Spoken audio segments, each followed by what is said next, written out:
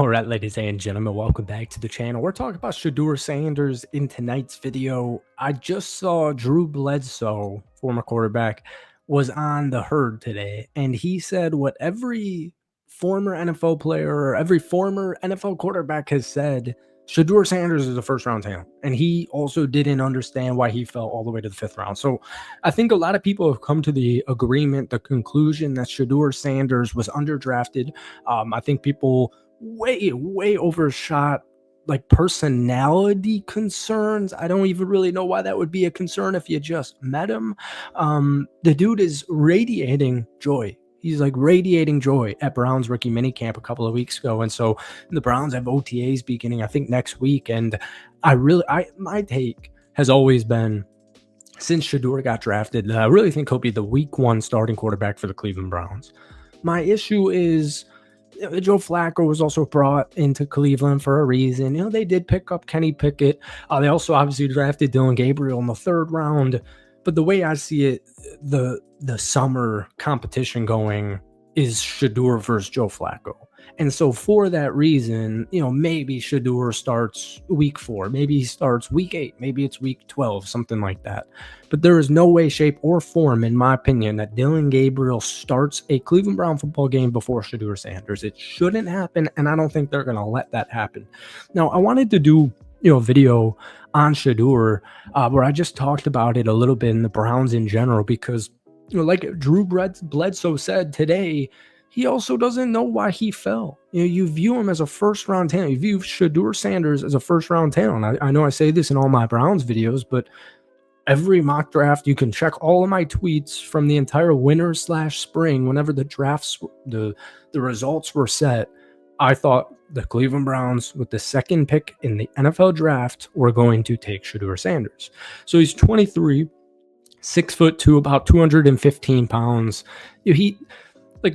I had a lot of family that went to Colorado, so Colorado was not a good football team at all, in any way, shape, or form. Maybe 30 years ago, 20 years ago they were, but up until Shedeur went to Colorado and the Sanders, Dion, et cetera, Colorado got better. And they went 9-4 last season, their best season since 2016. He won Big 12 Offensive Player of the Year, finished 8th in Heisman voting.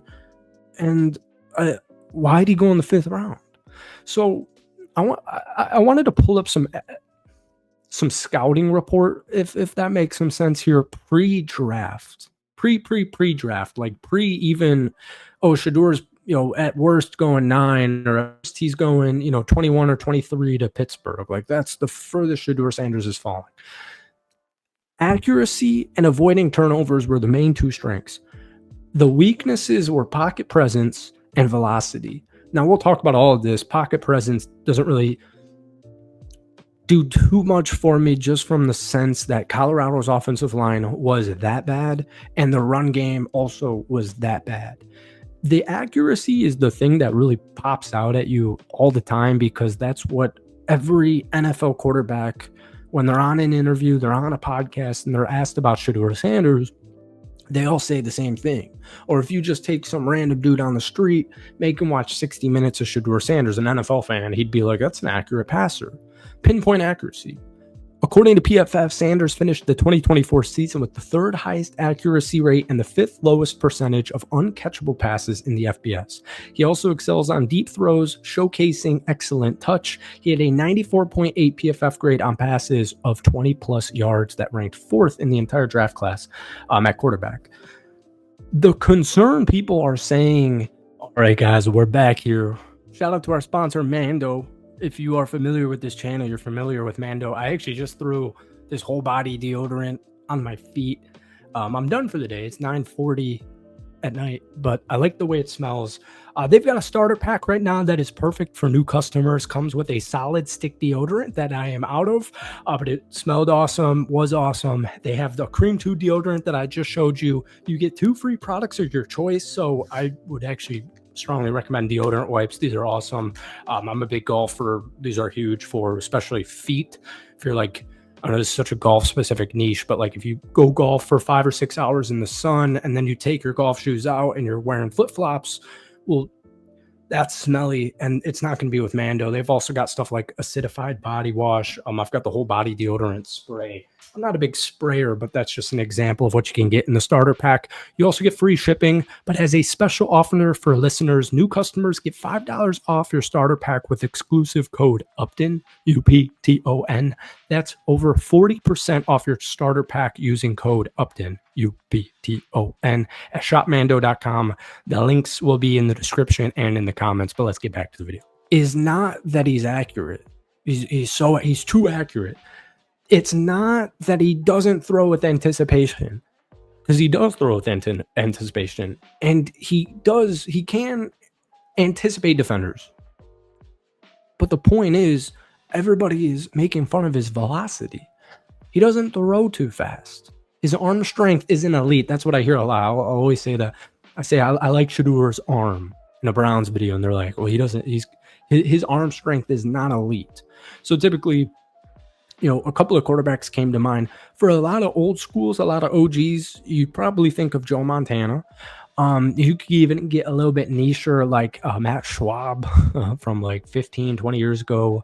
Chad Pennington, Peyton Manning, Eli Manning. You don't need the strongest arm to succeed as a starting quarterback in the NFL. But what you do need is to throw accurate passes. And what you also do need to do is anticipate open wide receivers. You can't just sit around and wait in the pocket because it's bang, bang, bang. You can't just sit around and wait in the pocket and wait for your guys to get open. You have to throw them open. That's what Shedeur does. So that reason and his accuracy, I personally, whenever he gets his opportunity, as long as it's more than just like, week 14 coming, because somebody got banged up or it's a blowout and it's week 14, you can come in and play this fourth quarter. If Shedeur Sanders, in my opinion, is given a full NFL season to be a starting quarterback, at least half of this upcoming rookie season, he will be the Browns starter for, at least the next 2, 3, 4 years, right? That's what I see. He also avoids turnovers. He doesn't throw interceptions. He doesn't really fumble the football as well. And as we know, he handled the most dropbacks under pressure in the FBS, nearly 20 more than the second most. He was under constant pressure at Colorado, still avoided turnovers. His 1.3% turnover-worthy play percentage ranks third best among all draft-eligible QBs, and that number only rises to 2.5% when there's pressure. So that's eighth in the college football class. So I'm not concerned about velocity. I'm not concerned about pocket presence because, he did play hero ball at times. Caleb Williams did the same thing, even a little bit or a lot of it with the Chicago Bears, my hat last season. Caleb played a lot of hero ball at USC, but a really good example that I heard was, I don't want to use Will Howard as an example because I actually think Will Howard's a good quarterback. I think Pittsburgh is the perfect place for him. But I will just say he did, force maybe some scrambles, but I don't personally view that as a huge issue that can't be cleared up in Browns OTAs, training camp, mini camp, preseason, a rookie season of experience, et cetera, et cetera. So my point is, Shedeur Sanders, at some point, me personally, if it were up to me, would be week 1. But I think at some point Shedeur will be the starting quarterback for the Cleveland Browns, rightfully so. And I think from the minute he gets it, as long as he stays healthy, he's not losing that job. So, folks, let me know what you think about Shedeur Sanders this upcoming season with the Cleveland Browns. But hit that like button, hit that sub button if you haven't already, and we'll see you soon.